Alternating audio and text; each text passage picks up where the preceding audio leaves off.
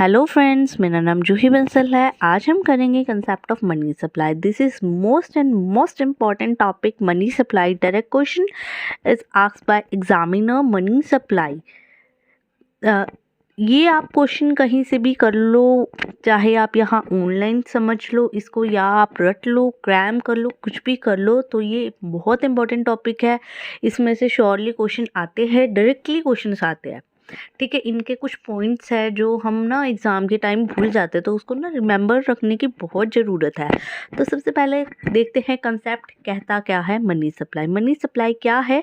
जो total money है, ठीक है, टोटल मनी कैश हो सकता है, कॉइन्स हो सकता है, और जो बैंक में अवेलेबल जो भी बैलेंस है वो भी हो सकता है। जो भी पब्लिक या सोसाइटी को जितना भी हमारी कंट्री ने दिया है इकोनॉमिक एक्टिविटी करने के लिए, तो वो है हमारा मनी सप्लाई जो कंट्री को दिया हुआ है। टोटल सम ऑफ मनी जो एक पॉइंट ऑफ टाइम पीरियड के अंदर दिया हुआ है। तो इसका मतलब जो मनी सप्लाई है एक ये स्टॉक कंसेप्ट है।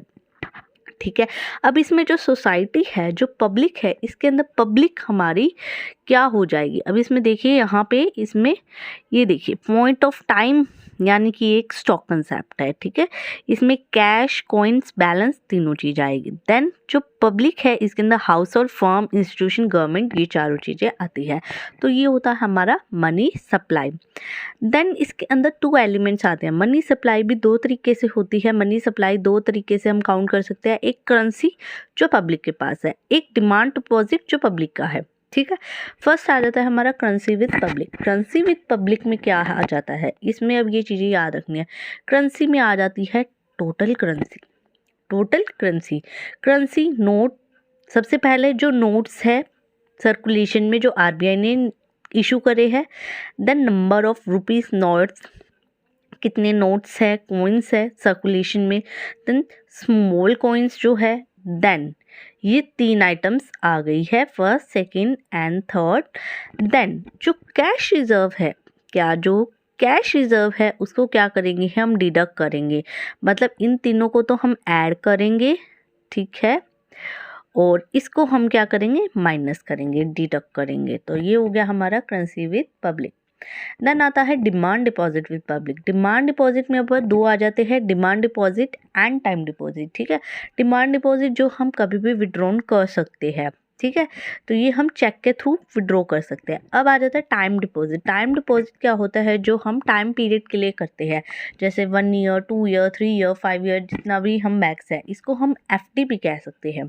फिक्स डिपॉजिट, इसमें हम विड्रॉ नहीं कर सकते, जैसे कि हम डिमांड डिपॉजिट में कर सकते हैं। तो ये भी हमारा सप्लाई का ही एक एलिमेंट है, मनी सप्लाई का। ठीक है, दो आ जाते हैं, currency with public and demand deposit. ठीक है, आगे हम चलते हैं इसके मेजर्स की तरह। ये वेरी वेरी इंपॉर्टेंट पॉइंट है, मेजर। ठीक है, इसका हम कर लेते हैं मेजर्स ऑफ मनी सप्लाई। अब ये मोस्ट इम्पोर्टेंट है मनी सप्लाई का, जैसे कि, और ये क्या है? कॉमनली यूज होने वाला है, ये वाला मेजर मोस्टली ये यूज होता है। सबसे पहले आ जाता है M1। M1 को हम नैरो मनी कहते हैं। अब ये देखिए, डायरेक्ट क्वेश्चन यहीं से आने शुरू हो जाते हैं। ये मेजर कौन सा है? सबसे पहले ये कॉमनली नोन मेजर है, मतलब ठीक है, कोई ये न्यू मेजर नहीं है, ये कॉमनली यूज होने वाला है। अब फर्स्ट आ जाता है हमारा M1। अब इस मेजर का M1, इसको हम कहते हैं नैरो मनी।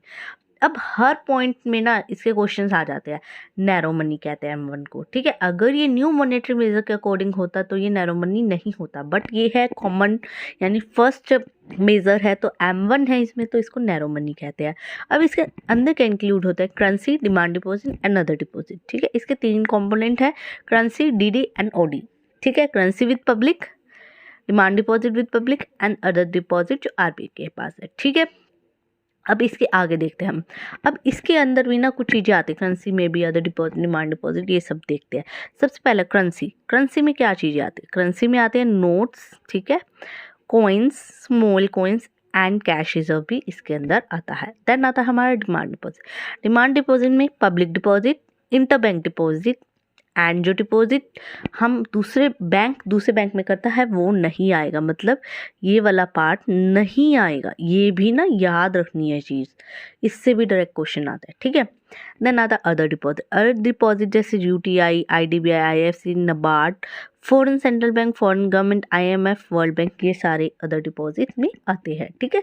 तो ये अब कवर करता है हमारा M1, ठीक है। तो ये इतने सारे इसमें से डायरेक्ट क्वेश्चन पूछे जाते हैं। देन सेकंड पे चलता है हमारा M2। अब ये इंपॉर्टेंट है, इसके अंदर M1 है, M2 है, M3 है एंड M4 है। M1 हमने कर लिया, M2 में अब क्या चीज़ याद रखने वाली है हमारी, M2 में हमने याद करना है M1 है प्लस हमारा सेविंग डिपॉजिट है पोस्ट ऑफिस में, ठीक है। अब M3 में हम M2 नहीं लेंगे, ये M1 और टाइम डिपॉजिट आ जाएगा। इसको हम कहते हैं एग्रीगेट मॉनेटरी रिसोर्सेज। काफ़ी बार एनटीए वालों ने, एग्जामिनर ने डायरेक्ट क्वेश्चन पूछा है AMR को क्या कहते हैं, M1 M2 M3 में से ऑप्शंस दे के पूछा है, ठीक है।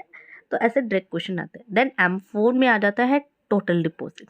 यहाँ पे सेविंग डिपॉजिट था, यहाँ टोटल डिपॉजिट पोस्ट ऑफिस में कितना है, ठीक है। M3 plus total deposit. तो यही कुछ छोटा सा टॉपिक था जो कि मोस्ट इम्पॉर्टेंट टॉपिक्स में से ही एक बन जाता है हमारा, जो कि था मेजर्स ऑफ मनी सप्लाई, ठीक है।